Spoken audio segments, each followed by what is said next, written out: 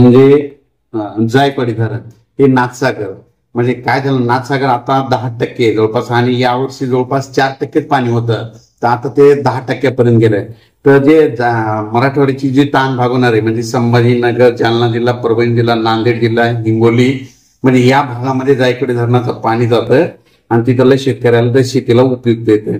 जायकवाडीचं जर भरलं तर ह्या 5-7 जिल्ह्याला खूप फायदा होतो. म्हणून मराठवाड्याची ताण भागवणार हे जायकवाडी धरण या म्हणजे आता ह्या ऑगस्ट मध्ये 50% पर्यंत जाईल आणि त्याच्यानंतर सप्टेंबर ऑक्टोबर मध्ये त्याची सरासरी कंप्लीट पूर्ण होईल.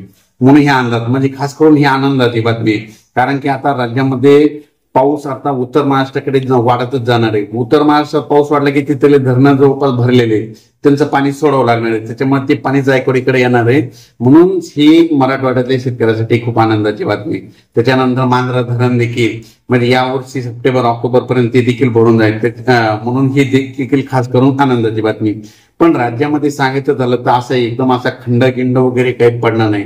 फक्त काय होणार आहे, 8, 9, 10च्या दरम्यान फक्त मराठवाड्यामध्ये काही जिल्ह्यामध्ये सूर्यदर्शन होणार आहे आणि काही काही ठिकाणी ह्या 2-3 दिवसामध्ये थोडं सूर्यदर्शन होणार आहे.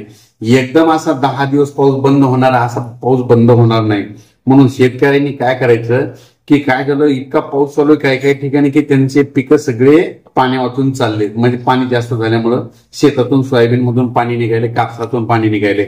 म्हणून काय करा, जशी वेळ भेटेल तसं तुम्ही शेताची काळजी घ्या, खत वगैरे द्यायची तर ते देखील देऊन घ्या. पण राज्यातला पाऊस असा एकदम असा बंद होणार नाही, म्हणून हा अंदाज लक्षात घ्या.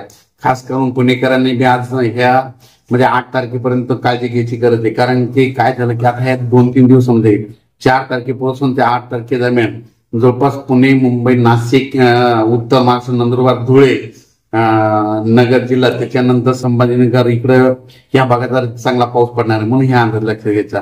आणि त्याच्यानंतर